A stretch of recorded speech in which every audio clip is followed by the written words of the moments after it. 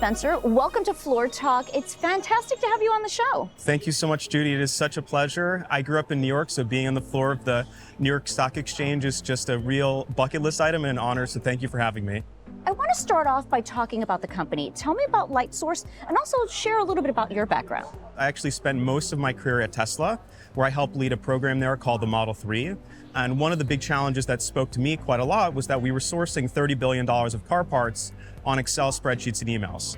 And so I went out and tried to find, is there any great procurement tool that'll help us do our work better and faster? And I was just shocked to discover there wasn't anything that good. There's been this missing system of record where LightSource is really filling a pretty substantial gap for a lot of enterprise customers. We help corporate procurement teams find vendors and buy from them.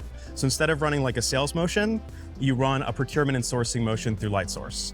So it's a new year, 2025. What are the biggest global trends you're seeing as we move into this new year, and how do you think they'll impact businesses? I think 2025, I would call it the year of supply chain redesign. So during COVID, it was all about supply chain disruption and being agile.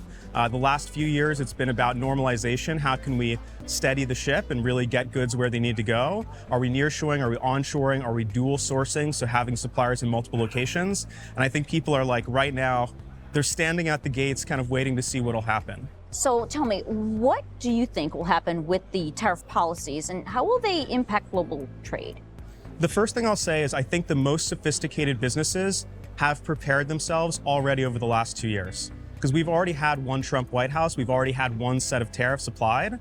And so the businesses that are really ahead of the curve, we have a customer that's a large global shoe brand retailer where they relocated a lot of their manufacturing from China to other low-cost countries like Vietnam. They did that 2 years ago when we all thought that, Biden or Kamala Harris might be elected president. Now, the thing is, there's some companies that are actually going to be caught on their heels. And so what they're trying to do is actually sort of a different strategy, which is accumulate inventory. Because if you know, hey, in T-minus 6 weeks, I'm going to be paying 25% extra for goods coming out of a certain country, you might think about that and say, okay, I'm going to switch over to a new supplier, but in the meantime, I'm just going to buy as much stuff as I possibly can and warehouse it here in the United States. So let's talk about your procurement platform. What sets it apart from other solutions that are in the market?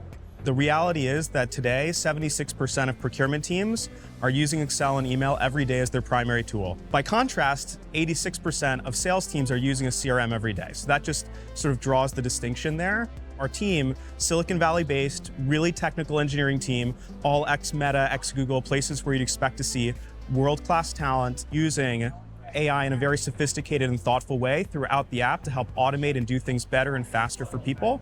iPad or an office chair, that's technically procurement, but it's really purchasing, just helping you get a one-off good. So direct materials is something that the company buys to put into its product or sell to a consumer. So that would be like Tesla buying car parts.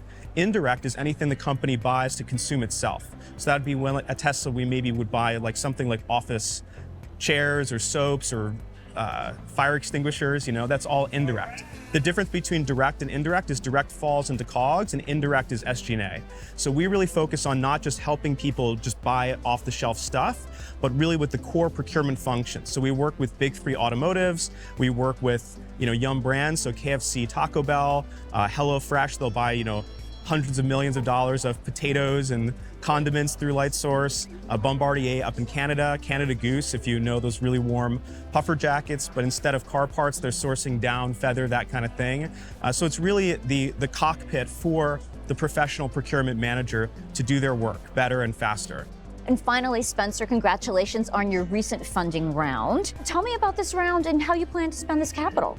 This is actually our third financing round, and so I'm very proud to announce that we've raised an additional $26 million at $130 million valuation, led by three incredible firms.